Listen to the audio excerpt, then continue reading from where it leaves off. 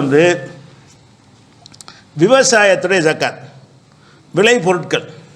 விளைபொருட்களுடைய ஜக்காத்தை பொறுத்த வரைக்கும் அதில் நிறைய அறிஞர்கள் வந்து தவறான கருத்துக்களை தான் சொல்லுகிறார்கள். என்னென்னு கேட்டால், அழுகும் பொருளுக்கு ஜக்காத்து இல்லை அப்படிம்பாங்க. அந்த ஹதீஸில் எல்லாமே பலவீனமாக இருக்குது. ஆனால் என்ன செய்வாங்கன்னு கேட்டால், அழுகிற பொருளுக்கு ஜக்காத்து இல்லை அப்படின்னு சொல்லுவாங்க. அதே மாதிரி சில ஹதீஸுகளில் 4 தானியங்களை குறிப்பிட்டு இதை தவிர வேறு எதுலையும் ஜக்காத்து இல்லைன்னு ரசூலுல்லாஹ் சொன்னதாகவும் ஹதீஸ் இருக்குது. அதையெல்லாம் வைத்துக்கொண்டு இப்போ நெல்லுக்கெல்லாம் ஜக்காத்து கிடையாது இந்த வாதப்படி பார்த்தா அப்படிலாம் ஹதீஸ் இருக்குது. அப்போ அதுக்கு சரியான நிலைப்பாடு என்ன, அதை வந்து விவசாய ஜக்காத்தை பற்றி விளங்கிக்கணும். ஃபஸ்ட்டு விளங்குற என்னன்னு கேட்டால், விவசாயத்துடைய ஜக்காத்தை பொறுத்த வரைக்கும் மார்க்கத்தில் ஒரு அளவு சொல்லப்படுது. என்ன அளவுன்னு சொன்னால், 5 வசக்கு இருந்தால் தான் ஜக்காத்து கடமை. உற்பத்தி பொருள்களில் வந்து 5 வசக்கு இருக்கணும். ஒரு வசக்கு என்பது 60 சா என்று சொன்னால் 5 வசகுக்கு 300 சா வந்துடுது. ஒரு வசக்கு என்பது 60 சா. அப்போ 5 வசகுக்கு வந்து என்னது 300 சான்னு வந்துடுது. இப்போ இந்த சாதெல்லாம் எங்கே போய் நம்ம பார்க்குறது? சாகுன்னு அந்த காலத்தில் ஒரு அளவு முறை இருந்திருக்கிறது, ஒரு படி மாதிரி வச்சுருக்கிறாங்க. அப்போ என்ன செய்கிறாங்கன்னு கேட்டால், அந்த பண்டைய காலத்துடைய பயன்படுத்தின பொருள்கள் இருக்குல்ல, அதெல்லாம் இன்றைக்கு தேடி எடுத்து அகழ்வாராய்ச்சியில் தோன்றி எடுத்து, இது ரசூலுல்லாஹ் காலத்தில் இருந்த, இதுதான் சாகு, இதுதான் ரசூலுல்லாஹ் காலத்தில் இருந்து இப்போ கண்டுபிடிச்சிருக்கிறாங்க. அது வந்து மியூசியத்தில் இருக்குது. அப்போ அதை எடை போட்டு பார்க்குறாங்க. ஒரு சாகுன்னு சொல்லி இருக்குல்ல, அந்த காலத்தில் பயன்படுத்தின சாகு அளவுங்கிறது கிடைக்கிறது. அது எடுத்தோம்னு சொன்னால் ஒரு 2.5 கிலோ ஒரு தானியத்தை அதில் போட்டிங்கன்னு சொன்னால் நிறைஞ்சிரும். ஒரு சாகுங்கிறது எவ்வளவு? 2.5 கிலோவில் நிறுத்து பார்க்குறாங்க. ஒரு சாகுங்கிறது அது அளந்து பார்க்குறதுக்கு உள்ளது தான்.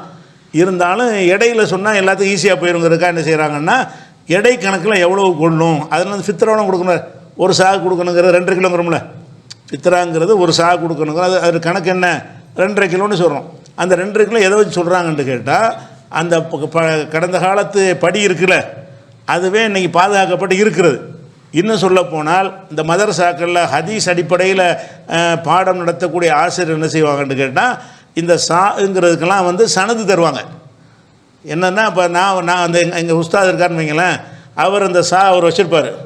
அதே மாதிரி நாங்கள் படிச்சுட்டு போகும்போது அதே மாதிரி எத்தனை மாணவர் அதே அளவுக்கு செஞ்சு எங்களுக்கு ஒன்று தருவார், இதான் சான்னு சொல்லி.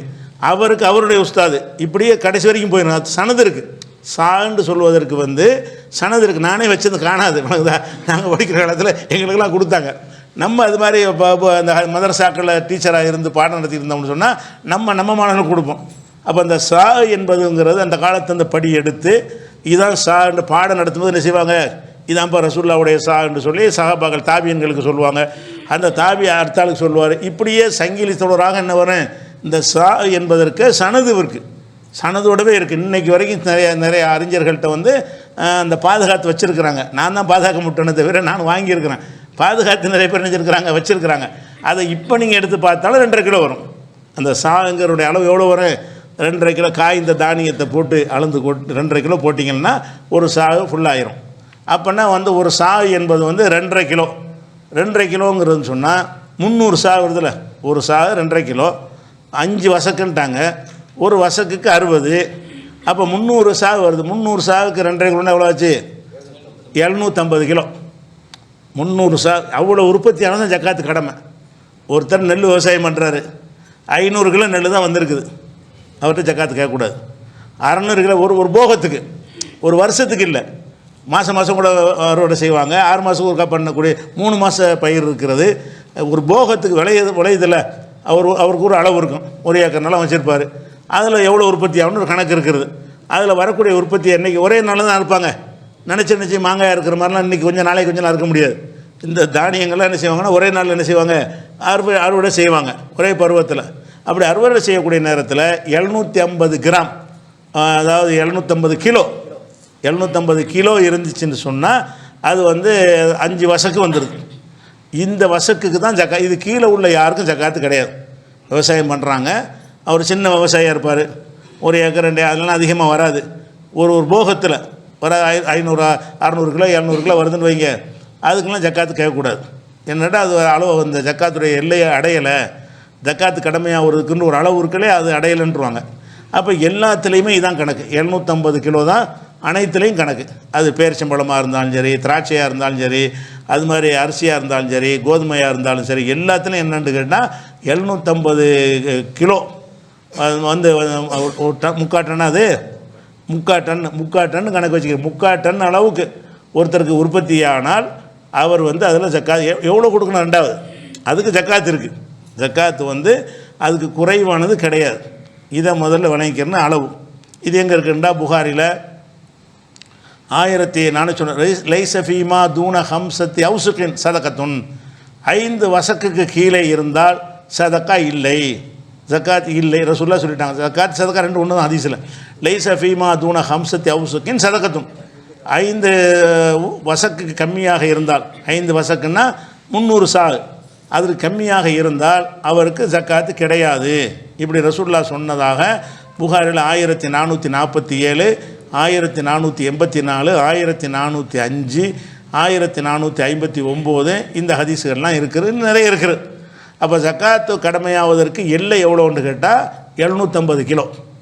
அதே மாதிரி காய்கறியாக இருக்கட்டுமே, ஒரு வெள்ளரிக்காய் உற்பத்தி பண்ணுறாரு, வெள்ளரிக்காய் உற்பத்தி பண்ணி 100 கிலோ 200 கிலோ எடுக்கிறாரு, அதெல்லாம் ஜக்காத்து கிடையாது. ஏன்னா அந்த அளவு அவர் அடையலை. 750 கிலோ அளவுக்கு பண்ணிட்டாருன்னு சொன்னால் கொஞ்சம் வசதியானால் தானே அது விற்பார், சம்பாதிப்பார் தானே, அதை வச்சு பாதுகாத்தா வச்சுட்டு இருக்க முடியும். அழுகி போகிற பொருள் உடனே விற்றவர் காசாக்கிடுவார், காசு மாதிரி தான் ஏறக்குறைய. அதனால் எந்த பொருள் வந்தாலும் சரி அது எல்லாத்துக்குமே ஜக்காத்து உண்டு என்று தான் குரானில் இருக்கிறது, தெளிவாகவே இருக்குது. ஆனால் குரானில் இருக்கிறதுக்கு மாற்றமாக ஹதீஸில் என்ன செய்கிறாங்கன்னா அதுக்கு இல்லை இதுக்கு இல்லை அப்படின்னு சொல்லி விவசாய பொருள்களில் நிறைய விதிகளுக்காக எழுதி வச்சுருக்கிறாங்க. ஆனால் ஹதீஸில் குரான்லேருந்து பார்த்தீங்கன்னா, குரானில் எல்லாம் என்ன சொல்கிறான்னு பார்த்தீங்கன்னா, குரானில் 6வது சூரா 141வது வசனம், அதிலெல்லாம் என்ன சொல்கிறாங்கன்னா, ஒஹுவல்லதி அன்ஷா ஜன்னாத்தின் மாரூஷாத்தின், தோட்டங்களில் வந்து 2 வகையான தோட்டங்கள் இருக்குது. சில தோட்டங்கள் வந்து கொடிகளால் படர விடப்பட்டிருக்கும். கொடிகளில் படரும்ல, திராட்சை இதுகள்லாம் வந்துட்டு இப்படி செங்குத்தாக வளராது, அதுக்கு பந்தல் மாதிரி போடணும், ஒன்றோட ஒன்று பின்னிக்கிட்டு போகணும். படர்ந்து வளரக்கூடிய பீக்கங்காய் அது மாதிரி திராட்சையெல்லாம் கொடியும்பாங்கள்ல, கொடின்னா படருவது, பந்தல் மாதிரியே போயிடும், அப்படி வளரக்கூடியது. அப்போ அந்த படர விடப்பட்ட தோட்டங்களும் இருக்கின்றன. அல்லாஹ் சொல்லி காட்டுறான், படர விடப்படும் தோட்டங்களும் இருக்கின்றன, படர விடப்படாத தோட்டங்களும் இருக்கின்றன. மரம் செடியெல்லாம் கொடியெல்லாம் வைக்கிறீங்கள, அது செங்குத்தாருக்கு படர்ந்து இருக்காது, அந்த மாதிரியான தோட்டங்களும் இருக்கின்றன. 2 வகையாக தோட்டங்கள் இருக்கின்றன. அதோடு சேர்த்து நகலை பேரிச்ச மரத்தையும் அவன் தான் உற்பத்தி செஞ்சுருக்கிறான். ஜராகுன்னா இது இதுலேயும் தோட்டத்திலலாம் சேராது. ஜராகுன்னா நெல், கோதுமை, பயிர் பச்சைகள், இந்த இந்த நஞ்சையில் விளையக்கூடிய பயிர் தானியங்கள்லாம் இருக்குல்ல, அந்த மாதிரி விஷயத்து ஜருன்னு சொல்லுவாங்க. முக்தலிஃபன் உக்குழு, பலவிதமான உணவுகளை கொண்ட பயிர் பச்சைகள். ஒரு ஜெய்த்தூனை, ஒரு ரும்மான, ஜெய்த்துன்னா ஆலிவுண்டா, அது ஜெய்த்துண்டா தான் இல்லை வணங்கு, சரி, ஆலிவு மரம், ஒரு ரும்மான், மாதுளை மரம். இந்த ஜெய்த்தூனும் ரும்மான் என்ன செய்யணும்னு கேட்டால் பார்க்குறதுக்கு ஒரே மாதிரி தான் இருக்கும். அதாவது மாதுளை மரமும் ஒலிவ மரமும் என்ன செய்யும், ஒரே மாதிரியாக இருக்கும். அதனுடைய காய்களும் பழங்களும் வித்தியாசமாக இருக்கே தவிர அந்த மரம் அப்படி எல்லாம் சொல்லலாம். முத்தசாபின் உயர முத்தசாபின், தோற்றத்தில் ஒரே மாதிரியாக இருக்கக்கூடிய, பயனில் மாறுபட்டிருக்கக்கூடிய ஒலிவ மரத்தையும் மாதுளை மரத்தையும் எல்லாம் உங்களுக்கு தந்திருக்கிறான். இவளையும் சொல்லிவிட்டு குழுமின் சமரிகி, அதனுடைய பயன்களை நீங்கள் சாப்பிடுங்கள். இது அசுமர, அவைகள் பயன் தரும்போது, பலன் அளிக்கும்போது சாப்பிடுங்கள்.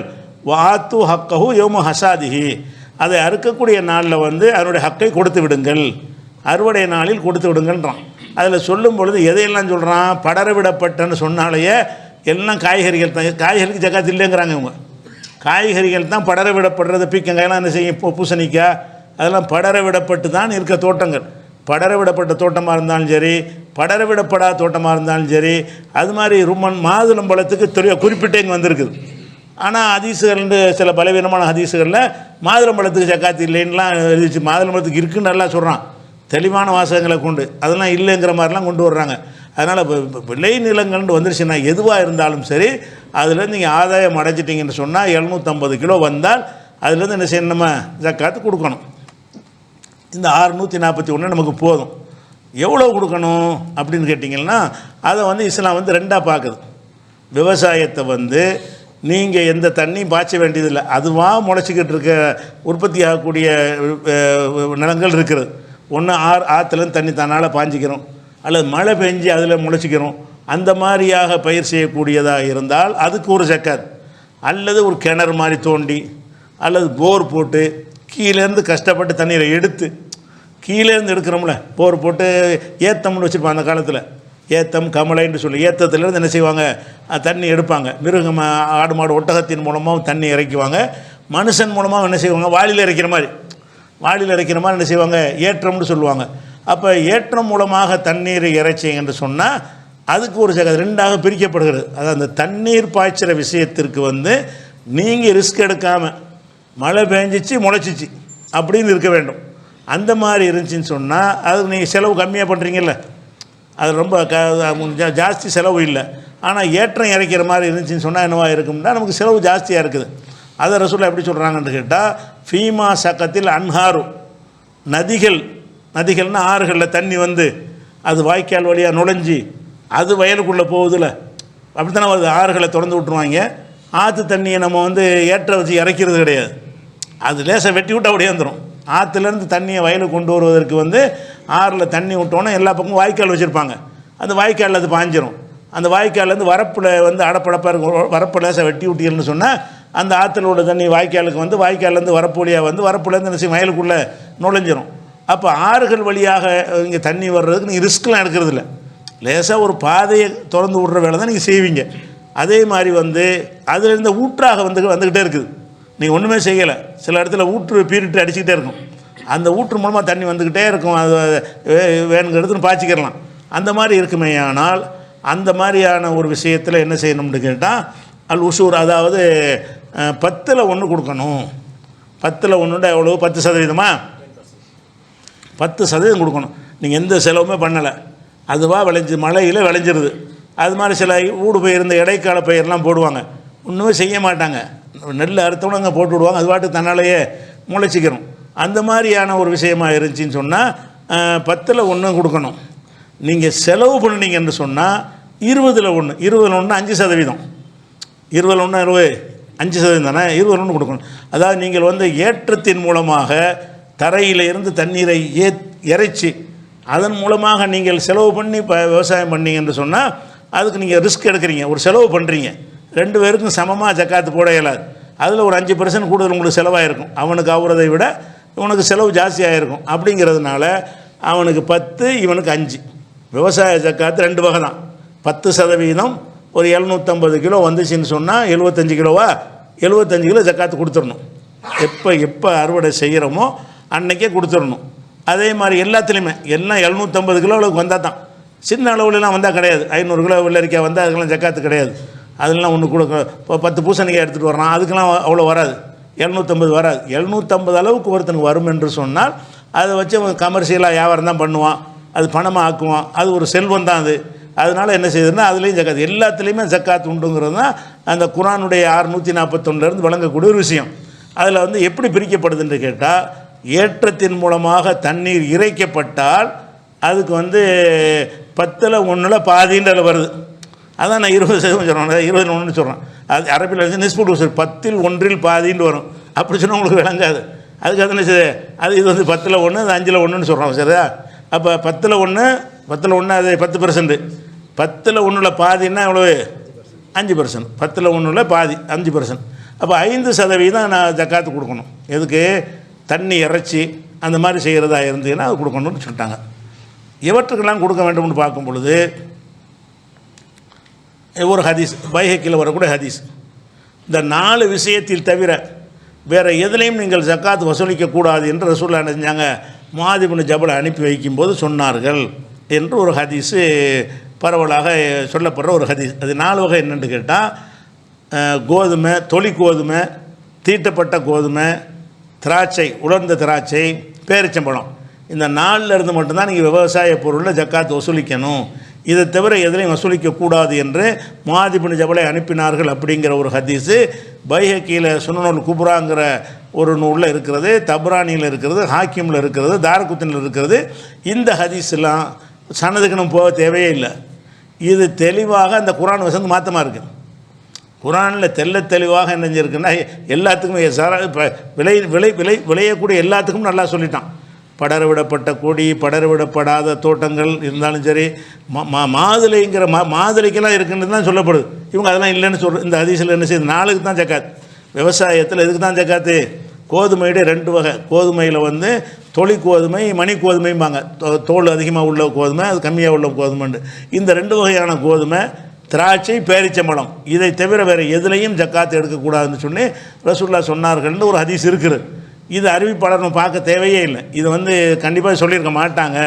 ஏன்னா குரானில் வந்து இதை சொல்லிவிட்டு இதற்கு ஜக்காத்து கொடுங்கன்னு சேர்த்துன்னு சொல்லப்படுது.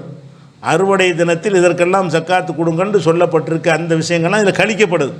அதனால் இந்த ஹதீஸை நம்ம என்ன செய்யக்கூடாது? ஆதாரமாக எடுத்துக்கொள்ளக்கூடாது. அந்த 641 வசனத்தை நம்ம ஞாபகத்தை வச்சுக்கிறணும். அதே மாதிரி வந்து பசுமையான காய்கறிகள் இருக்குல்ல, காய்கறிகளுக்கு உருளைக்கிழங்குல வச்சுட்டு பெரிய கோடீஸ்வரனாக ஆயிடுறாங்க உருளைக்கிழங்கு பண்ணை வைத்துக்கொண்டு. ஆனால் உருளைக்கிழங்குக்கெல்லாம் ஜக்காத்து இல்லை. உருளைக்கிழங்கு, வாழைக்காய்க்கெல்லாம் அவங்க ஜக்காத்து இல்லைங்கிறது தான் அதிகமான அறிஞர்கள் சொல்கிறாங்க. அதுக்கு என்ன செய்கிறாங்கன்னா, அந்த ஹல்ராவாத்துன்னு இதுக்கு பேர். ஹல்ராவாத்தில் லேசபிகா செய்வோம், அதில் ஜக்காத்து இல்லை என்று ரசூலுல்லாஹ் சொன்னதாக நிறைய ஹதீஸுகளை கொண்டாந்து காட்டுறாங்க. நிறைய இருக்குது. எல்லாத்துலேயுமே அறிவிப்பாளரில் பஞ்சாயத்து இருக்குது. அது தேவையில்லை உங்களுக்கு. அது எல்லாத்தையும் விட நம்ம என்ன செய்கிறோன்னு கேட்டால், எதில் இல்லைன்னு இவங்க சொல்கிறாங்களோ அதில் இருக்குன்னு குரான் சொல்லுதே. குரானில் என்ன செய்யுது? எல்லா விளை நிலங்களுக்கு அனைத்துக்கும் அதனுடைய ஹக்கை கொடுத்துருங்கன்ட்டான்ல. ஜர என்று சொன்னால் விவசாயம்னு பொதுவான வார்த்தை. விவசாயம்னா நெல், புல் எல்லாத்தையுமே அதை நினைஞ்சிறேன் அடக்கி கொள்ளும். அதே மாதிரி மரத்தில் காய்க்கிறதெல்லாம் சொல்கிறான். ஒளிவு மரத்தையும் சொல்கிறான், மாதுளை மரத்தையும் சொல்கிறான். அப்படி சொல்லும் பொழுது மாமரம், பழமரம் எல்லாமே அது ஒரு உங்களுக்கு மகசூல் தானே. அது உங்களுக்கு ஒரு இந்த அளவுக்கு உற்பத்தி பண்ணினீங்கன்னா என்ன செய்யணும்? கொடுக்கணும்னு சொல்லப்பட்டிருக்கு. அதனால் அந்த பசுமையானதுக்கு ஜக்காத்து கிடைக்காதுங்கிற ஹதீஸ் வந்து திருமதியில் வருது. திருமதியில் ஒரே வார்த்தையை சொல்லிட்டார், இஸ்னாது ஹாதல் ஹதீஸ் லைஸ பிஸஹீஹ். இந்த ஹதீஸுடைய அறிவிப்பாளர் சரியில்லை, இந்த கருத்தில் எந்த ஹதீஸும் சரியில்லைன்ட்டு ஒரே அடிச்சிட்டார் அவர். அவங்கதா அனைத்து நம்ம சொல்ல தேவையில்லை. ஒலைச எஸ்ஸிஹு ஃபி ஹாதல் பாபி அனின் நபி ஸல்லல்லாஹு அலைஹி வஸல்லம் ஷைஉன். ரசூலுல்லாஹ் வழியாக எந்த ஒரு அறிவிப்பும் சரியானது, இந்த அறிவிப்பும் சரியில்லை, எந்த அறிவிப்பும் சரியில்லை என்றால் கரெக்டாக சொல்லியிருக்கிறார்.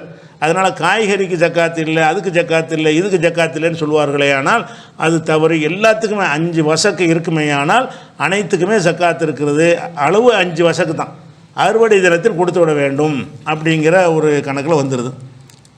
மீது ஒரு நாளைக்கு பார்த்துக்குறோமா? சரி, இன்ஷாஅல்லாஹ். இந்த விவசாயத்துக்கு வருவோம். இந்த விவசாய சம்பந்தமாக நேற்று அந்த விஷயங்களை சொல்லும் பொழுது பலவீனமான ஹதீஸுகள்லாம் இருக்குது. அதை விட்டுட்டு நம்ம குரானுக்கு மாற்றங்கிற வகையில் அந்த செய்தியை நேற்று கொண்டு போனோம். ஆனால் நிறைய சகோதரர்கள் என்ன சொல்கிறாங்கன்னு கேட்டால், அந்த பலவீனமான ஹதீஸில் சொல்லுங்கள், ஆவணமாக இருக்கணும். ஒரு நாளைக்கு ஒரு ஹதீஸை எடுத்து வச்சு காட்டுவாங்க, அது பலவீனம்னு நாங்கள் வாதிடணும். அது வந்து பொதுவாக சாதாரண மக்களுக்கு பயன்படாட்டா கூட ஒரு ஆய்வு செய்பவர்களுக்கு அது யூஸாக இருக்கணுமாக இருந்தால் அந்த ஹதீஸுகளையும், இந்த காய்கறிகளுக்கு ஜக்காத்து இல்லை, அதுக்கு ஜக்காத்து இல்லைன்னெலாம் சொல்கிறாங்கள்ல ஹதீஸு, அது எந்த வகையில் தவறு, எந்த அறிவிப்பாளர் மூலமாக தவறாகுதுங்கிற விஷயத்தையும் சேர்த்து விளக்குங்க என்று ஒரு கேள்வி மாதிரி கேட்டுட்டு நாங்கள் நூலாக வெளியிடுறதா இலங்கையில் சில சகோதரர்கள் இது புஸ்தகமாக வெளியிடுற மாதிரி திட்டத்தில் இருக்கிறோம்.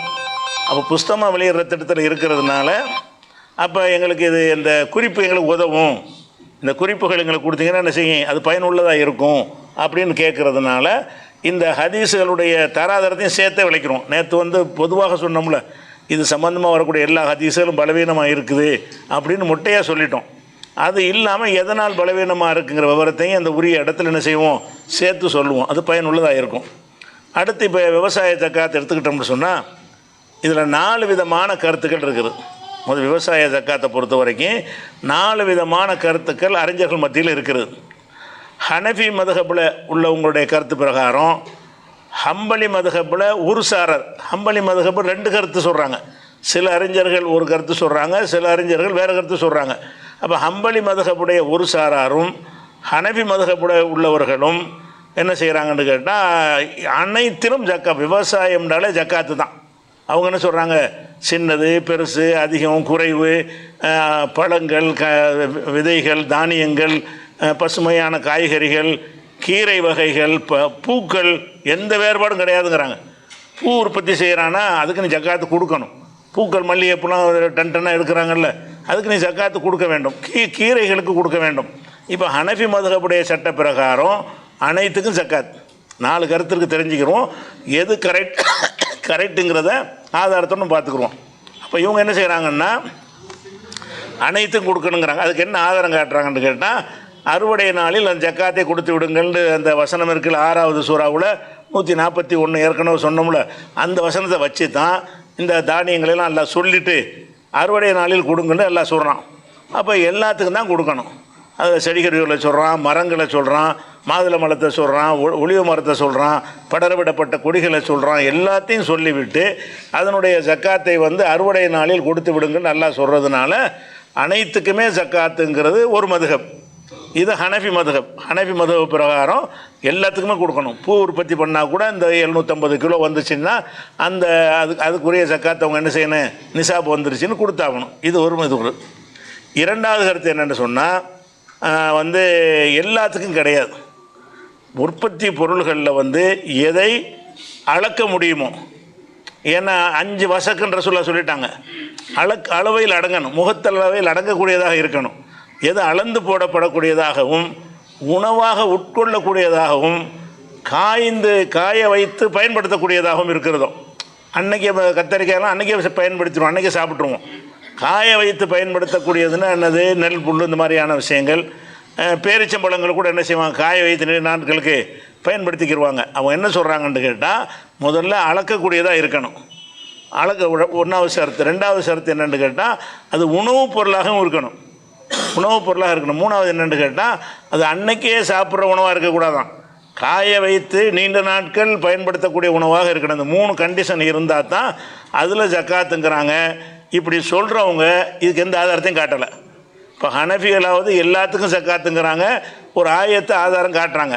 ஷாஃபிகள் என்ன செய்கிறாங்கன்னா எல்லாத்துக்கும் வாங்க முடியாது, இவங்களாக தான் சொல்கிறாங்க எல்லாத்துக்கும் ஜக்காத்து வாங்க முடியாது. எதுக்கு வாங்க முடியாது, கோதுமைக்கு, அரிசிக்கு, பேரிச்சம்பழத்துக்கு, கிஸ்மிஸ் திராட்சை இருக்குல்ல, திராட்சையும் காய வச்ச திராட்சை நாட்பட வச்சுருக்கலாம், அந்த திராட்சைக்கு இது போன்றவைகளுக்கு தான் என்ன செய்யுது ஜக்காத்து அவசியமாகும். அப்படி இல்லை நம்ம தேங்காய், பாதாமோ இந்த மாதிரியான விஷயங்கள் எல்லாம் ஜக்காத்து இல்லைங்கிறாங்க. இதுகளெல்லாம் என்ன தெரியல, காய வைத்து உணவாக வைத்து பயன்படுத்துறது கிடையாது, உணவாக பயன்படுத்துறது கிடையாது, சுவைக்காக பயன்படுத்தக்கூடியதான். தேங்காயெல்லாம் ருசிக்கு பயன்படுத்துறது தானே. இப்படியெல்லாம் பிரித்து என்ன செய்கிறாங்கன்னு கேட்டால், இதை சொல்லக்கூடியது ஷாஃபி மாலிகி. ஷாஃபி மதுஹப்லையும் மாலிகி மதுஹப்லையும் என்ன சொல்கிறாங்கன்னு கேட்டால், எல்லாத்துக்கும் ஜக்காத்து கிடையாது. எது அளக்கப்படுதான்னு முதல்ல பார்க்கணும். ஒரு விவசாய பொருள் எடுத்துக்கிட்டோம்னா இது அளந்து போடப்படக்கூடியதா. இப்போ தேங்காயெல்லாம் எண்ணி போடக்கூடியது. தேங்காயெல்லாம் என்ன செய்ய மாட்டாங்க, ஒரு மரக்கால் 2 மரக்கால்னு அதை எண்ணி போட மாட்டாங்க, அளந்து போட மாட்டாங்க, எண்ணி தான் போடுவாங்க. அப்போ எண்ணி போடக்கூடியதாக இல்லாமல் அளந்து போடக்கூடியதாக இருக்காண்டு முதல் கண்டிஷன் பார்க்கணுமா. ரெண்டாவது, அது உணவு சம்மந்தப்பட்டதாக இருக்கணும். சாப்பிடுவதற்கு உரிய உணவு இருக்குது இல்லையா, உணவாக பயன்படுத்த மருந்தா, மிளகு, சீரகம்லாம் இருக்குது, அதெல்லாம் உணவு கிடையாது, விவசாயம்தான். அது உணவு, அதையே சாப்பிடுவோம், நம்ம சோறாக சாப்பிட மாட்டோம். அது உணவாக பயன்படுத்தக்கூடியதாக என்ன செய்யணும், அது இருக்க வேண்டும். அதே மாதிரி காய வைத்து உடனடியாக பயன்படுத்தாமல் தாமதமாகவும் பயன்படுத்துகிறதா இருக்கணுமா. உடனே பயன்படுத்தாமல் 4 சென்ட் கூட என்ன செய்யணும், பயன்படுத்தக்கூடியதாக இருக்கணும். இந்த கண்டிஷனில் இருந்தால் தான் ஜக்காத்துங்கிற. மீதி உள்ளதுக்கு இல்லைங்கிறாங்க. அப்படி சொல்ல என்னது, மீதி உள்ளதுக்கு இல்லைன்ற கருத்தில் வர்றாங்க. இது யார், ஷாஃபியாக்களும் மாலிகி மதுஹப்காரர்களும் சொல்லக்கூடிய கருத்து. அப்போ இவங்க கருத்து பிரகாரம் ஆப்பிள், மாதுளை, கொய்யா இதுக்கெல்லாம் ஜக்காத்து வராது. ஏன்னு கேட்டால் இது உடனே சாப்பிட்ருவோம், காய வைத்து பயன்படுத்துறது இல்லை. அதுபோல் இதெல்லாம் எண்ணிக்கையில் சொல்லக்கூடியது. இதெல்லாம் என்ன செய்வாங்க, எண்ணிக்கை அடிப்படையில் தான் விற்பனை செய்வாங்க, வாங்குவாங்களே தவிர அளவில் என்ன செய்ய மாட்டாங்க, சொல்ல மாட்டாங்க, அளந்து போட்டு சொல்ல மாட்டாங்கன்னு காரணம் காட்டி இவங்க கருத்து பிரகாரம் இதுக்கு ஜக்காத்து இல்லைன்றுவாங்க. மூணாவது கருத்து என்ன செய்கிறாங்கன்னு கேட்டால், இதே விஷயத்தை தான் அவங்க சொல்கிறாங்க, கொஞ்சம் மாடிஃபை பண்ணி என்ன சொல்கிறாங்கன்னு கேட்டால், உணவாக இருக்கணுன்ற அவசியம் கிடையாது. அதாவது எல்லா தானியங்கள்லையும் என்ன செய்யணும், ஜக்காத்து இருக்கிறது, அது காய வைத்து பயன்படுத்தக்கூடியதாக இருக்கணும். இந்த கருத்து உள்ளவங்க பிரகாரம் அந்த சீரகம் சோம்புலாம் சேர்ந்துக்கணும். சீரகம் சோம்பு உணவாக இல்லாட்டாலும் அதை நீங்கள் நாள்பட வைத்து பயன்படுத்துகிறீங்கல்ல அப்படின்னு சொல்லி ஒரு காரணம் சொல்கிறாங்க. இந்த கருத்துக்கும் ஆதாரம் சொல்லலை. அதை முதல் கருத்துடைய ஹனவி ஆட்கள் தான் ஒரு ஆதாரம்னு ஒன்று சொல்கிறாங்க. ரெண்டாவது கருத்து உடையவங்க என்ன செய்கிறாங்கன்னு கேட்டால், காய வைக்கணும், நீண்ட நாள் பயன்படுத்தணும், உணவாக இருக்கணும்னு ஒரு காரணம் சொல்கிறாங்க. இந்த 3 காரணம் எங்கேருந்து எடுத்தீங்க அப்படின்ற ஒரு குர்ஆன் வசனத்தை காட்டணும்ல. 3 பிரித்து காட்டுவதாக இருந்தால் ஒரு ஹதீஸை காட்டணும் இல்லையா. எந்த ஒரு குர்ஆன் ஹதீஸையும் அவங்க எடுத்து வைக்கலை. அதே இன்னொரு சார் என்ன சொல்கிறாங்கன்னா, இதே விஷயத்தை சொல்லி உணவாக இருக்கணுங்கிறத மட்டும் கழிச்சிடுறாங்க. உணவாக இருக்கணுன்ற அவசியம் கிடையாது. பயன்படுத்தினா சரி தான். அந்த நாள்பட பயன்படுத்தினீங்கன்னு சொன்னால் மிளகு சீரகம் அதெல்லாம் என்ன செஞ்சிடும், அதில் அடங்கிடும். அதுக்கெல்லாம் கொடுக்கணும்னு சொல்லி 3வது கருத்து இருக்குது. 4வது கருத்து ஒன்று இருக்குன்னு கேட்டால், ஜக்காத்துங்கிறது 4 விஷயத்துக்கு மட்டும்தான் ஜக்காத். விவசாய விஷயத்தில் 4க்கு தான் ஜக்காத். என்னென்னு கேட்டால், கோதுமையில் வந்து தீட்டிய கோதுமை, தீட்டாத கோதுமை, திராட்சை, பேரிச்சம்பழம், இந்த 4ஐ தவிர வேறு எதுக்கும் ஜக்காத்து கிடையாது, விவசாய ஜக்காத்து கிடையாது அப்படிங்கிறாங்க. இது வந்து ஹம்பலியில் ஒரு சாரார் சொன்னோம்ல, இன்னொரு சாரார் ஹம்பலியில் ஒரு சாராருடைய கருத்து என்னென்னு கேட்டால், இந்த 4க்கு தான். கோதுமையில் 2 தோல் கூட உள்ள கோதுமை, தோல் இல்லாத ஒரு கோதுமை, அது ஒரு 2. திராட்சைனா கிஸ்மிஸ், அது ஒன்று. 3வது பேரிச்சம்பழம். இந்த விவசாயம் பண்ணால் மட்டும்தான் அதுக்கு ஜக்காத்து, மற்றதுக்கு ஜக்காத்து இல்லைங்கிறாங்க. ஆனால் எல்லாருமே இவங்க மட்டும் ஒரு ஹதீஸ் ஆதாரம் காட்டுறாங்க. இந்த 4வது கருத்து உள்ள ஆளுக்கு மட்டும் இந்த 4இல் தவிர எதிலும் ஜக்காத்து வாங்காதன்னு ஒரு ஹதீஸ் இருக்குது. அந்த ஹதீஸைக்காரர், அது பலவீனமான ஹதீஸை நான் ஹதீஸை பற்றி விளக்கும்போது எடுத்து காட்டுறேன். அது சரியில்லாத ஹதீஸ். ஒரு சரியில்லாத ஹதீஸை வைத்து கொண்டு அவங்க என்ன செய்கிறாங்க, அந்த 4க்கு மட்டும்தான் ஜக்காத்து வரும், எதுலேயும் வாங்கக்கூடாதுங்கிறாங்க. ஆனால் எல்லாருமே ஜக்காத்து இல்லைங்கிற அர்த்தம் எந்த அர்த்தத்தில் சொல்கிறாங்கன்னு கேட்டால், இந்த விவசாய ஜக்காத்து தான் இல்லைங்கிறாங்க. விவசாய ஜக்காத்து இல்லைன்னு சொன்னால் இப்போது சொத்துங்கிற ஜக்காத்தில் ஒடியாந்துற ஜக்காத்து உண்டுங்கிறாங்க. இந்த கணக்கில் உள்ளது இருக்குல்ல, அந்த 5 வசக்கு இருந்துச்சுன்னா 10%, 5% இருக்குல்ல, அந்த ஜக்காத்து தான் இல்லையே தவிர, மற்றபடி நீங்கள் தங்க வெள்ளிக்கு கொடுப்பீங்கல்ல 2.5% ஜக்காத்து, அது எதுவாக இருந்தாலும் வந்துடும். இந்த விவசாயத்தில் அடங்கலைன்னு சொன்ன விவசாயத்துக்குரிய ஜக்காத்து தான் இல்லை. யாருமே அறவே ஜக்காத்து இல்லைன்னு சொல்லலை. வேறு விஷயங்கள் இருக்கும் என்று சொன்னால், விவசாயத்திற்குரியது வந்து ஜக்காத்து கூட, அதாவது 10%, 5%ங்கிறது அதிகம். விவசாயம் இல்லாத வேறு சொத்துக்களுடைய ஜக்காத்துங்கிற சதவீதம் ரொம்ப கம்மி. 2.5, 40ல் 1 கணக்கு வருது. 2.5% தான் ஜக்காத்து. இந்த தங்க வெள்ளி அதுக்குரிய ஜக்காத்துகள் இருக்கும்ல 2.5%, அந்த சதவீதத்தில் அம்பாள் சொத்துக்கள் இது சேர்ந்துடும். சொத்துக்களுடைய ஜக்காத்து உண்டுங்கிறாங்க. அனைத்துக்கும் ஜக்காத்து உண்டு, விவசாய ஜக்காத்து தான் இல்லைங்கிறது தான் இந்த வாதம். இந்த 4 கருத்து சொல்லக்கூடியது சொல்கிறாங்க. இப்போ நம்ம இதை சிந்திச்சு பார்த்தோம்னு சொன்னால், அதாவது எது சரியான கருத்தை நம்ம எடுத்துக்கிறதுன்னு பார்த்தீங்கன்னு சொன்னால், விவசாயத்தில் எல்லாமே விவசாயம்தான். அந்த விவசாயத்தில் அல்லாஹ் என்ன சொல்கிறான்னு கேட்டால், இந்த 641 வசனத்தில் ஒரு வாசகத்தை யூஸ் பண்ணுறான். என்ன யூஸ் பண்ணுறான்னு கேட்டால், குலூமின் சமரிஹி இதா அஸ்மர, அவைகள் பலன் தரும்போது அந்த பலன்களை நீங்கள் சாப்பிடுங்கள், உண்ணுங்கள் அப்படின்ற ஒரு வாசகத்தையும் அந்த ஜக்காத்தை கடமையாக்குற வசனம் இருக்குல்ல, அதாவது பேரிச்சை அதெல்லாம் எல்லாம் படைச்சிருக்கிறான், படர விடப்பட்ட கொடிகள், படர விடப்படாத அந்த வசனம் இருக்குல்ல 641, அதுலேயே இந்த வாசகம் வருது. எப்படி வருதுன்னு கேட்டால், அதனுடைய கனிகள், அதனுடைய பயன்கள் உருவாகும் பொழுது அதனை நீங்கள் உண்ணுங்கள் அப்படின்னு அல்லாத வாசகத்தை சொல்கிறான். அப்போ அது உணவாக உட்கொள்ளப்படுவதாக இருக்கணும்னு விளங்குறது. உண்ணுங்கள் என்று சொன்னால் உண்ணப்படாத எத்தனை விவசாயங்கள் இருக்கிறது. இப்போ நேற்று கூட நான் தேக்கு மரத்தில் என்ன விவசாயம், தேக்கு மரம் தான் விவசாயம். தேக்கு மரத்தை சாப்பிட இயலுமா? சாப்பிட இயலாது. அதே மாதிரி வந்து செம்மரம்னு சொல்கிறாங்க, அதெல்லாம் என்ன செய்ய முடியாது. அது செம்மரம்னா மரம் தான், அதில் உள்ள பயனே மரம் தான், அதில் உள்ள காயோ கனியோ ஒன்றுமே கிடையாது. அது பல கோடிகளுக்கு வரும். அவனுக்கு ஜக்காத்தில்னு சொல்ல முடியுமா? அவையெல்லாம் அதெல்லாம் ஒரு சொத்து தானே, அதெல்லாம் சொத்துக்களாக இருக்கிறது. அதனால் அதெல்லாம் வந்து உண்பதற்குரியதாக இல்லை. உண்பதற்குரியதாக இல்லைங்கும்போது அதுக்கு வந்து இந்த ஜக்காத்தை அப்ளை பண்ணக்கூடாது. உண்பதாக குலூமின் சமரிஹி இது ஆஸ்மராது, அது கனி பயன் தரும் பொழுது நீங்கள் உண்ணுங்கள். உண்ணுங்கள்னா உணவாக உண்ணுவது தான். மிளகுலாம் நம்ம உண்ணுவோம், சோறாவாக சாப்பிடுவோம். அதனால் சீரகம்லாம் சீரகம் உணவுன்னு யாரும் சொல்ல மாட்டாங்க. உணவு என்று சொன்னால் அதாவது தானியங்கள் வகை, பேரிச்சம்பழம் உணவாக உட்கொள்வாங்க. அதே மாதிரி திராட்சை உணவாக, அதே அந்த நாட்டில் ஒரு பழக்கமாக இருந்துச்சு, அதே உணவாக உட்கொள்வாங்க. பாக்கி எல்லாமே பழங்கள் கூட உணவாக உட்கொள்வாங்க. கனிகள் இருக்குல்ல, ஒரு நோயாளிக்கு 2 ஆப்பிள் கொடுத்தா கூட அந்த மத்தியான சாப்பாட்டுக்கு அவருக்கு போதும். அந்த மாதிரியான ஒரு உணவாக உட்கொள்ளக்கூடிய ஒரு விஷயங்கள், கொய்யா, இதெல்லாம் வந்து ஃபுட்டாகவே பயன்படுத்துவாங்க. உணவாக உட்கொள்ளாமல் சும்மா ஒரு மருந்துக்காக வேண்டி பயன்படுத்தக்கூடிய விஷயங்களும் அது உணவுப் பொருள் தான் வருது. ஆனால் அந்த நாட்டு மருந்தில் சாமான்கள்லாம் இருக்குல்ல, அதுகளெல்லாம் வந்து உணவாக உட்கொள்வது கிடையாது. அப்போ எதெல்லாம் உணவாக உட்கொள்ளுதல், இப்போ தேங்காய் இருக்குன்னு வைங்க, தேங்காய் வந்து உணவாக உட்கொள்வது கிடையாது, உணவில் சேர்த்துக்கொள்கிறோம். அதையே சாப்பாட்டுக்காக நம்ம என்ன செய்வதில்லை, சாப்பிடுவது பயன்படுத்துவதில்லை.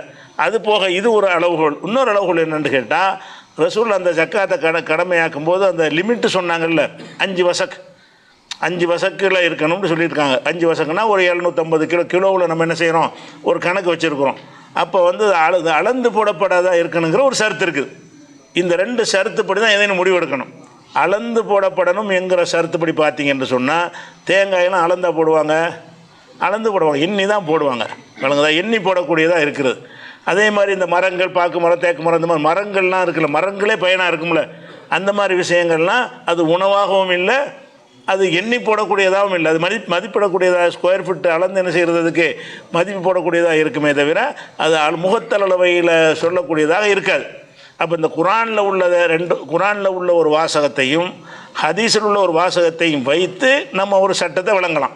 குரானுடைய வாசகம் என்னென்னு கேட்டால், ஜக்காத்து கொடுங்கள்னு சொல்கிற அந்த வசனம், நீங்கள் உணவாக உண்ணுங்கள், உங்களுக்கு இதெல்லாம் நல்லா தந்திருக்கிறான், நீங்கள் உணவாக உண்ணுங்கள்னு சொல்லிட்டு தான் ஜக்காத்தை கொடுங்கள்னு நல்லா சொல்கிறான்.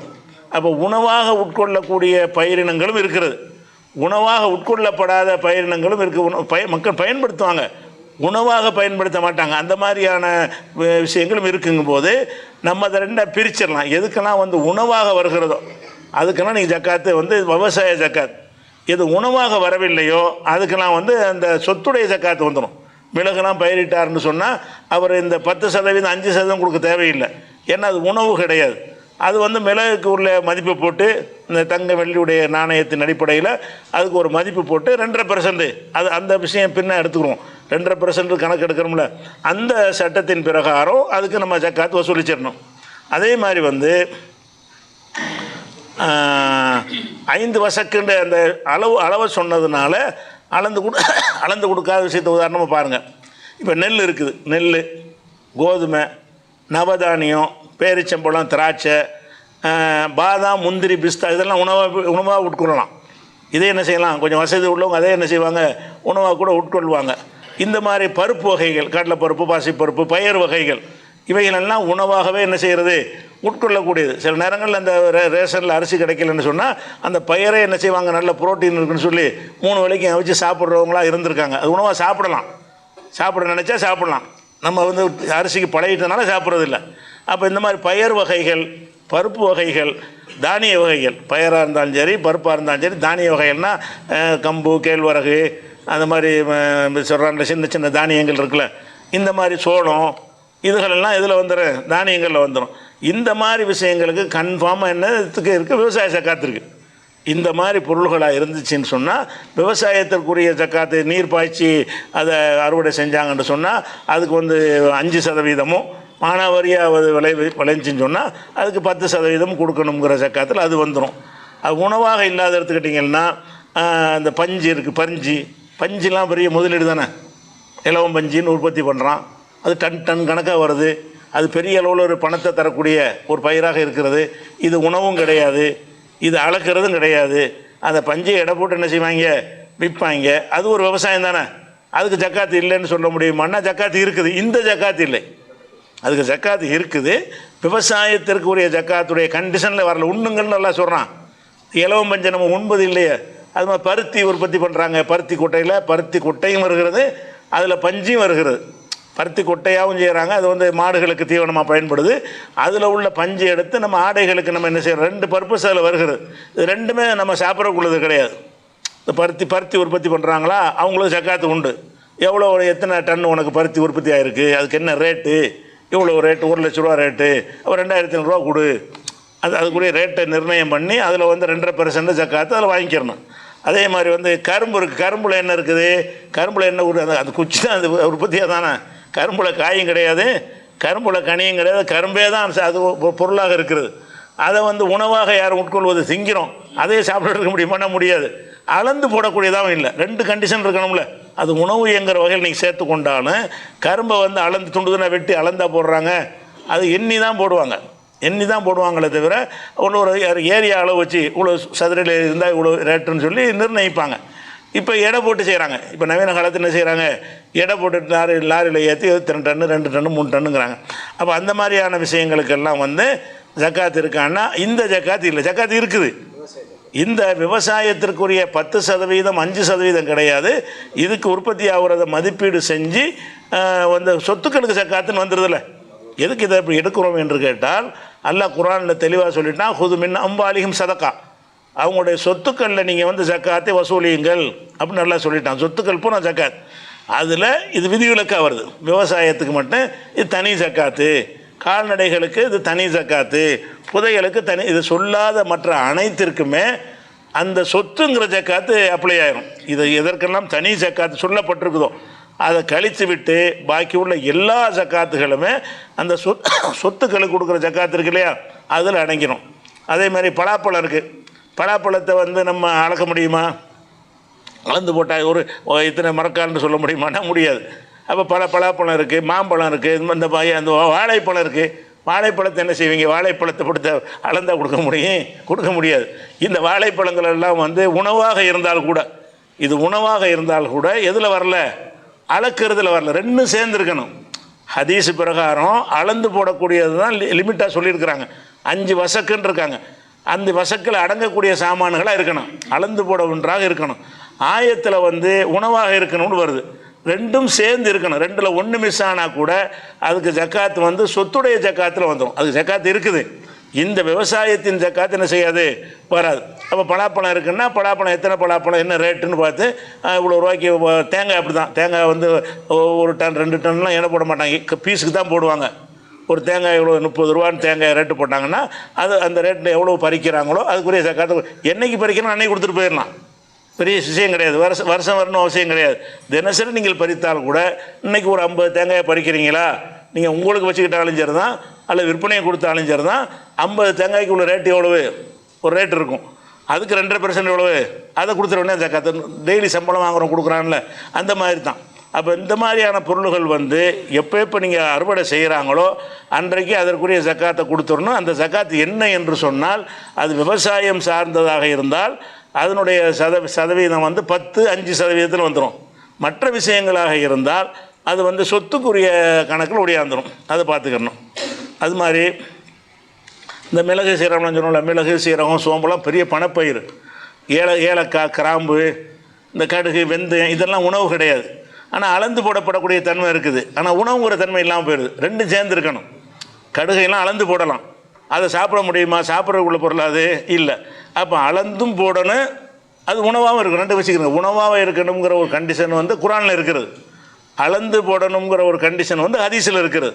அப்போ ஒரு ஒரு பொருளுக்கு வந்து விவசாயத்தினுடைய ஜக்காத்தை நம்ம அப்ளை பண்ணுவதாக இருந்தால் என்ன செய்யணும்? அது அளந்து போடக்கூடியதாக இருக்குதான்னு பார்க்கணும்.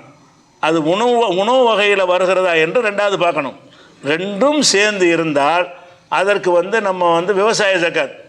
இந்த ரெண்டுமே இல்லாமல் இருந்தாலோ, ரெண்டில் ஏதாவது ஒன்று இல்லாமல் இருந்தாலோ அதுக்கெல்லாம் வந்து சொத்துடைய சிம்பிளாக சொத்துடைய ஜக்காத்துன்னு வந்துடும். இப்போ மிளகு வந்து உணவும் கிடையாது, அளந்து போடப்படக்கூடியது இருக்குது. அளந்து போட்டால் உணவு இல்லையே, அதனால் அது ஒரு தன்மை அடங்கிட்டு போயிட்டதுனால அதுக்கு மதிப்பு போட்டு அதுக்கு ரேட்டை போட்டு என்ன செய்யணும்? எவ்வளோ உற்பத்தி ஆகிறதோ அதிலேருந்து 100 கிலோ உற்பத்தி ஆச்சுன்னு சொன்னால் 2.5 கிலோ ஜக்காத்து கொடு, அல்ல 2.5 கிலோக்குரிய காசு ஜக்காத்து கொடு, அது 2% ஜக்காத்து கொடுக்கணும்னு அதில் ஒடியாந்துடும். அப்போ இந்த மாதிரி தான் ஒவ்வொரு பொருளுக்கும் எல்லாத்துக்கும் இந்த மாதிரி வச்சுக்கணும். சில பலாப்பழத்தை எடுத்துக்கிட்டிங்கன்னா அதில் ரெண்டுமே அடங்காது. அது உணவாக இருக்கிறது, ஆனால் என்னவா இல்லை, அளக்க முடியலை. பலாப்பழங்கிறது உணவாக இருக்கிறது, அது அளந்து போட முடியாது. அப்போ பலாப்பழத்தை எப்படி ஜக்காத்து வாங்குவீங்க? மரத்தில் ஒரு நாளைக்கு 50 பலாப்பழம் பறிக்கிறான், அது ஒரு பலாப்பழத்துக்கு பெரிய ரேட் இருக்கிறது, அது ஒரு தொகை அவனுக்கு வருகிறது. அதுக்கு எப்படி ஜக்காத்து கொடுப்பான்னு சொன்னால் இந்த 10% 5% கொடுக்க மாட்டான். ஏன்னா இந்த ரெண்டு கண்டிஷன் இல்லை, ரெண்டு சேர்ந்து இருக்கணும். உணவாகவும் இருக்கணும், அளக்கிற மாதிரியும் இருக்கணும். அப்போ அளக்கிற மாதிரியும் இல்லாமல் உணவாகவும் இல்லாமல் இருந்து வேறு வகையாக இருந்துச்சுன்னு சொன்னால் ஒன்று மைனஸாக இருந்தாலும் சரி தான் அதுக்கு ஜக்காத்து உண்டு. என்ன உண்டு? சொத்துடைய ஜக்காத்து உண்டுன்னு நினைக்கணும். அடுத்ததாக வந்து நம்ம பார்க்க வேண்டிய விஷயம் என்னென்னு கேட்டால், இந்த காய்கறிகளுக்கு ஜக்காத்து இல்லைன்ற அந்த ஹதீஸுகளில் தரத்தோடு சொல்லியிருக்காங்கல்ல, அதுக்கான அதை சொல்லி முடிச்சிடுவோம். காய்கறிகளுக்கெல்லாம் ஜக்காத்து கிடையாதுன்னு ஹதீஸ் இருக்குது. ஆனால் நம்ம எல்லாத்துக்கும் இருக்குன்னு நம்ம சொல்கிறோம். அனைத்துக்கும் என்ன இருக்குது? இந்த 2 கண்டிஷனில் இருந்தால் அதற்கு ஜக்காத்து இருக்குன்னு சொல்லிட்டோம். ஆனால் சில ஆளுக்கு என்ன செய்கிறாங்கன்னா, காய்கறிகளுக்கு ஜக்காத்து கிடையாது என்பதற்கு சில ஹதீஸுகளை பசுமையானவைகளுக்கு ஜக்காத்து கிடையாதுன்னு சில ஹதீஸுகளை காட்டுறாங்க. அது பலவீனம் என்று பொதுவாக நமக்கு சொன்னோம்ல. இப்போ காரணத்தோடு ஒன்று பார்த்துருவோம். அது மாதிரி ஒரு 5-6 ஹதீஸ் இருக்குது. அந்த ஹதீஸ்கள் எதனால் பலவீனமானதுன்னு காரணத்தோடு அறிந்து கொண்டால் ஆய்வு செய்பவர்களுக்கு பயனுள்ளதாக இருக்கும். முதலாவது ஹதீஸ் என்னென்னு கேட்டால், திருமதியில் உள்ள ஹதீஸ். இந்த ஒரு ஹதீஸை மட்டும் நான் சொல்லியிருக்கிறோம். என்ன சொல்கிறோம்னு கேட்டால் முஆத் இப்னு ஜபல் அவர்களுக்கு ரசூலுல்லாஹ் கடிதம் எழுதியதாக வருகிறது. எப்படி வருதுன்னு கேட்டால் கால லைசபியா செய்வோம் ஹலராபாத், அதாவது பசுமையானவைகள், அதாவது கீரை காய்கறிகள் இந்த மாதிரியானவைகளுக்கு வந்து ஜக்காத் என்பதே கிடையாது என்ற ஒரு ஹதீஸை ரசூலுல்லாஹ் வந்து முஆதுக்கு சொன்னதாகவும், முஆதிடமிருந்து ஈசா பின் தல்ஹா அறிவிப்பதாகவும், அவரிடமிருந்து முகமது பின் அப்துல் ரஹ்மான் அறிவிப்பதாகவும், அவரிடமிருந்து ஹசன் என்பார் அறிவிப்பதாகவும் திருமதியில் வருது. இந்த ஹசன் என்பவர் யாருன்னா ஹசன் பின் உமாரா. இவர் ஏற்கனவே பலவீனமானவர் என்பதை முந்தைய பல தடவை வேறு ஒரு வருஷ ஜக்காத்துலேயும் இவர் வருவார், அதை சொல்லி இருக்கிறோம். அப்போ இந்த ஹதீஸை திருமதி போட்டு என்ன செய்கிறாருன்னு கேட்டால் இஸ்னாது ஹாதல் ஹதீஸ் லைசபி சஹீஹின், இந்த ஹதீஸுடைய அறிவிப்பாளர் வரிசை சரியானது கிடையாது.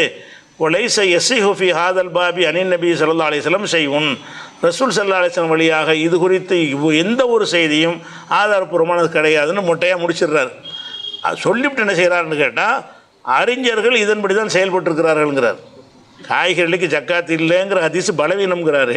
பலவீனம்னு சொல்லிவிட்டு அறிஞர்கள் இதன்படி தான் முடிவெடுத்திருக்கிறார்கள், ஜக்காத் இருக்குங்கிறாங்களாம்.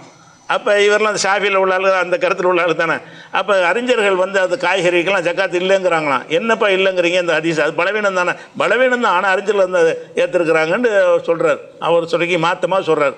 இந்த ஹசன் இப்னு உமாரா என்பவரை பொறுத்த வரைக்கும் இவர் பலவீனமானவர் என்பதை முதல்ல சொல்லிட்டோமா. அடுத்து இன்னொரு ஹதீஸ் என்ன வருதுன்னு கேட்டால் தாரகுத்னியில் வருது. தாரகுத்னியில் வரக்கூடிய ஹதீஸில் வந்து ரசூல் ஸல்லல்லாஹு அலைஹி வஸல்லம் சொன்னதாக அலி சொல்கிறாங்க, அலி சொன்னதாக இப்னு அப்பாஸ் சொல்கிறாங்க, இப்னு அப்பாஸ் சொன்னதாக அபு ரஜா என்பவர் சொல்கிறார். அபு ரஜா சொன்னதாக அறிவிக்கிற ஆள் யாருன்னு கேட்டால் சக்கர் பின் ஹபீப் என்பார் அறிவிக்கிறார் ஒரு ஆள். அந்த சக்கர் பின் ஹபீப் என்பார் சொன்னதாக அஹ்மது இப்னுல் ஹாரிஸ் என்பவர் அறிவிக்கிறார். இந்த ரெண்டு பேரும் சரியில்லாத ஆளுங்க.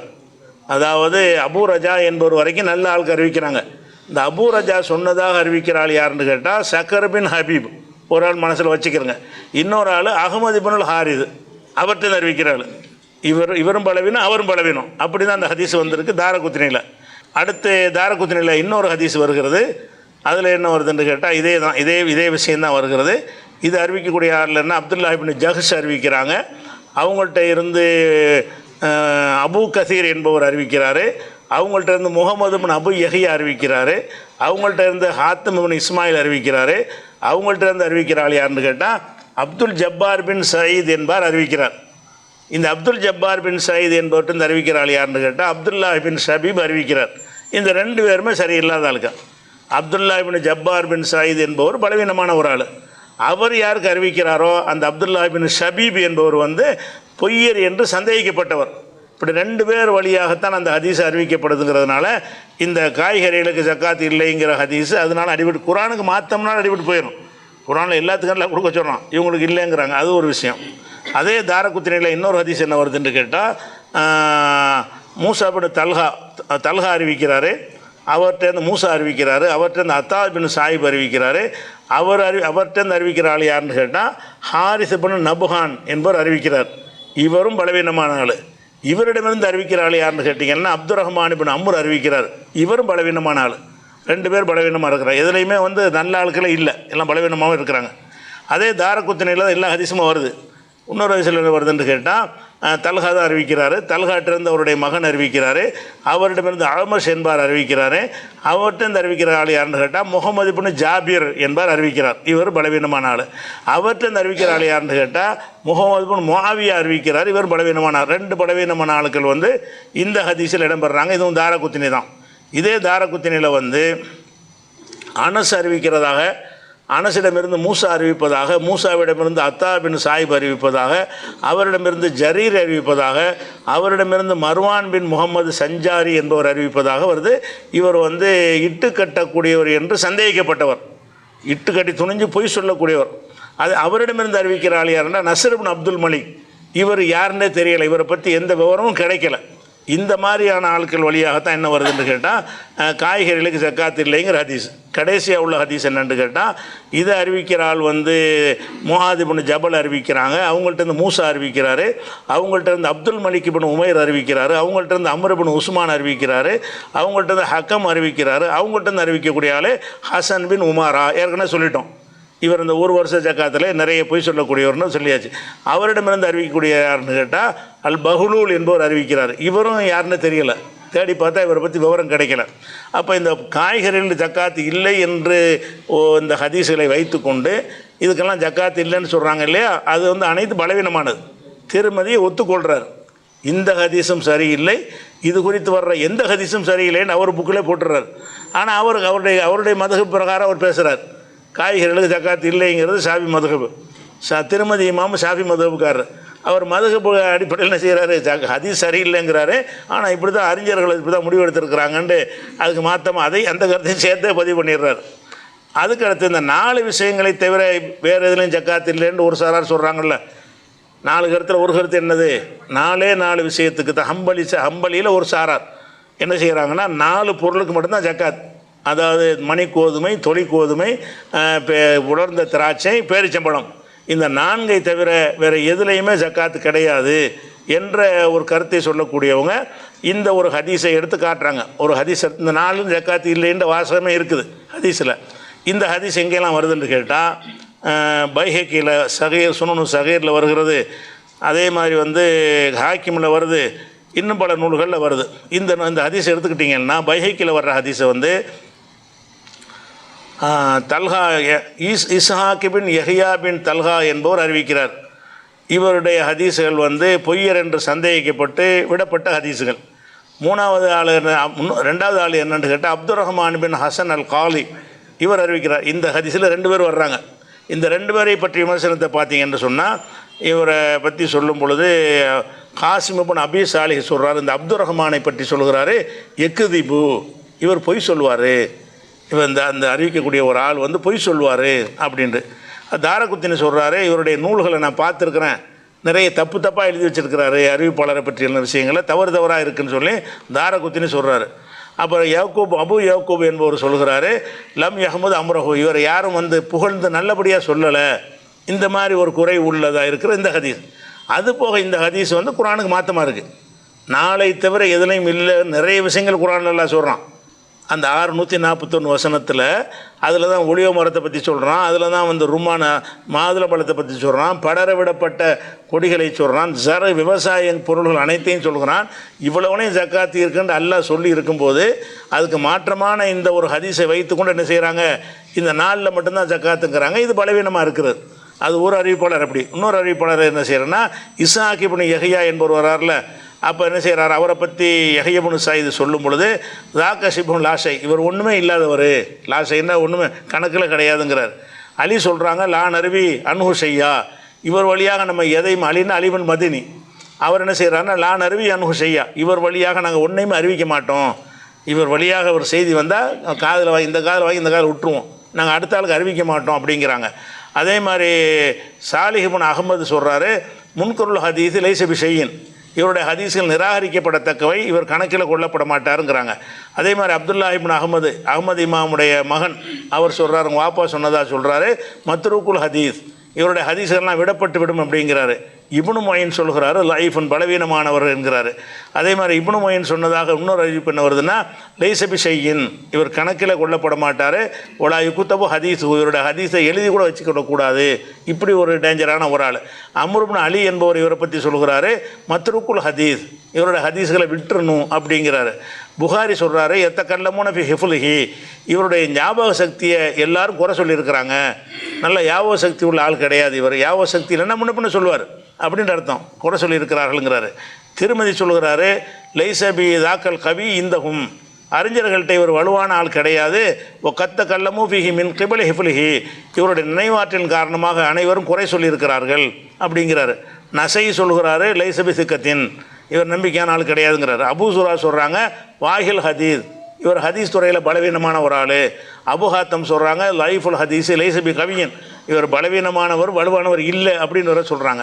யாக்கூப் இப்னு சைபா சொல்கிறாங்க லாபா சபி, பரவாயில்லை, ஆனால் ஹதீஸ் முல்தரபுன் ஜித்தன், இவருடைய ஹதீஸில் வந்து குழப்பம் செய்யப்பட்டதாக இருக்கும், தெளிவாக இருக்காது அப்படிங்கிறாரு.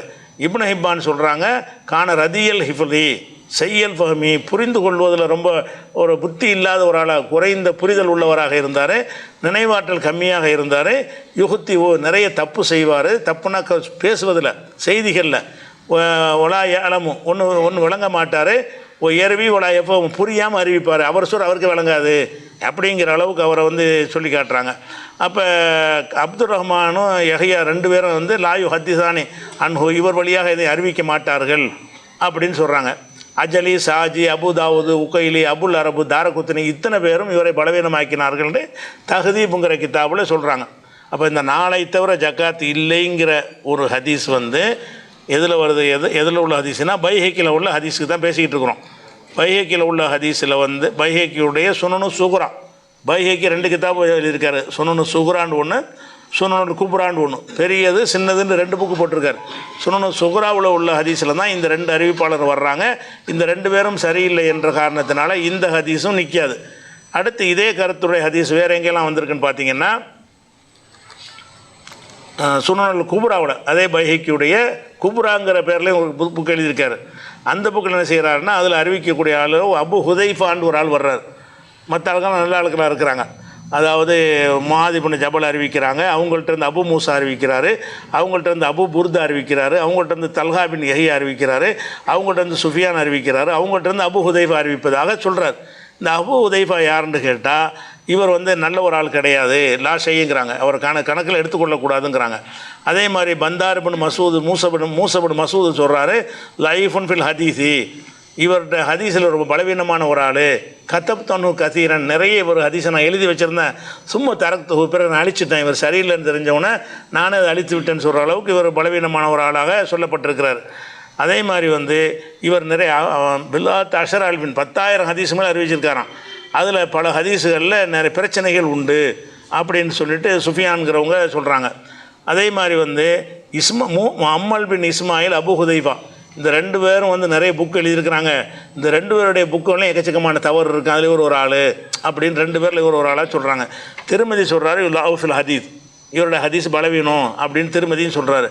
அம்ருபின் அலி அல் ஃபல்லாஸ் சொல்கிறாரு, லாயு ஹத்திசனு மஸ்ருல் ஹதீஸை எவன் ஆய்வு செய்கிறானோ அவன் இவர்கிட்ட அறிவிக்க மாட்டான். விளங்காத மக்கள் அறிவிப்பாங்களே தவிர ஹதீஸை ஆய்வு செய்யக்கூடிய யாருக்கும் அதை அறிவிக்க மாட்டாங்க அப்படிங்கிறாரு. இப்னு ஹுசைமா சொல்கிறாரு, லா யுஹ்தஜ்பிஹி, இவர் ஆதாரமாக எடுக்கக்கூடாதுங்கிறாரு. ஹாக்கிம் சொல்கிறாரு, லைசபில் கவி இந்தகும், இவங்க பலமான ஆள் கிடையாதுங்கிறாரு. இப்னு கானே என்பவர் சொல்கிறாரு, ஃபீஹில் லூஃபுன், இவர்கிட்ட பலவீனம் இருக்குங்கிறாரு. ஹாக்கிம் சொல்கிறாரு, கசீருல் வஹமி செய்யுல் ஹிஃப்லி, நிறைய கற்பனை செய்யக்கூடியவர், மோசமான நினைவாற்றல் உள்ளவர் அப்படின்னு சொல்கிறாங்க. அப்போ தாரகுத்தினி சொல்கிறாரு, கசீருல் வஹமி, நிறைய கற்பனை சொந்தமாக சேர்த்து சொல்லிக்கிறது, அந்த மாதிரி உள்ள ஆளுங்கிறார். அப்போ சுனனுல் சுகுராவில் உள்ள ஹதீஸும் சரியில்லை. சுனனுல் குப்ராவில் எந்த ஹதீஸ், இந்த 4க்கு தான் ஜக்காத்துங்கிறது, இந்த 4 தவிர எதுலேயும் நீ ஜக்காத் வாங்காத அப்படிங்கிற கருத்தில் உள்ள ஹதீஸை சுனனு சுகுராவில் இருக்கிறது, அதனுடைய அறிவிப்பாளர்கள் வேறு. சுனனுல் குப்ராவில் இருக்கிறது, அதனுடைய அறிவிப்பாளர்கள் வேறு. இதில் குப்ராவில் அபு ஹுதைஃபான்னு வர்றாரு, அவர் சரியில்லாத ஒரு ஆளுன்னு சொல்லிடுறாங்க. அப்போ இதான் மொத்தமாக உள்ள விஷயங்களை இந்த ஹதீஸ் சம்மந்தமாக. அப்போ இந்த பலவீனமான ஹதீஸில் கழிச்சிட்டு பார்த்தீங்கன்னா, பலமான ஒரு ஹதீஸ் அடிப்படையிலையும் குர்ஆனுடைய வசனத்தின் அடிப்படையிலையும் அந்த விவசாய ஜக்காத்தை நம்ம 2ஆக பிரிக்க முடியும், ஆதாரத்தை கொண்டு பிரிக்க முடியும். ஒன்று அளந்து போடக்கூடியதுக்கு தான் ரசூல் ஸல்லல்லாஹு அலைஹி வஸல்லம் நிசாபை சொல்கிறாங்க. அளந்து போட 5 வசக்கு இருக்கணும்னு சொன்னாலே அந்த வசக்கில் அடங்கக்கூடியதாக இருக்கணும். அப்போ எதெல்லாம் அளந்து போடுவதற்கு தக்கதாக இல்லையோ அவைகளெல்லாம் செல்வங்கள்னு வந்துடும், செல்வங்களுடைய ஜக்காத்தில் வந்துடும். விவசாயங்கிற கணக்கில் வராமல் அவைகள்லாம் உங்களுடைய செல்வங்களுக்கு ஜக்காத்து கொடுப்பீங்கல்ல, அதில் வந்துடும்னு அது ஒரு நிலைப்பாடு. ஆயத்தில் என்ன வருதுன்னு கேட்டால், அந்த இதெல்லாம் தந்திருக்கோம், பயிற்சம்பழம் எல்லாம் தந்தோன்னு சொல்லிவிட்டு அதனை நீங்கள் அறுவடை நாளில் உண்ணுங்கள் அப்படின்னு நல்லா என்ன செய்கிறான், உணவாக உட்கொள்ளுங்கள் என்று ஒரு கண்டிஷனை சொல்லி காட்டுகிறான். அப்போ எது உணவாக உட்கொள்ளப்படுமோ அதுக்கு தான் விவசாய ஜக்காத்து வாங்கணும். உணவாக உட்கொள்ளப்படணும், ப்ளஸ் அளக்கத்தக்கதாகவும் இருக்கணும், முகத்தளவையில் அடங்குறதா இருக்கணும். முகத்தளவைன்னா அளந்து போடுறோம்ல, அந்த முகத்தளவையில் அடக்கத்தக்கதாக இருக்கணுங்கிறது 2 கண்டிஷனு. ஒரு குர்ஆன் வசனத்திலேருந்து ஒரு கண்டிஷன் நம்ம எடுக்கலாம், ஹதீஸ்லேருந்து ஒரு கண்டிஷன் எடுக்கலாம்.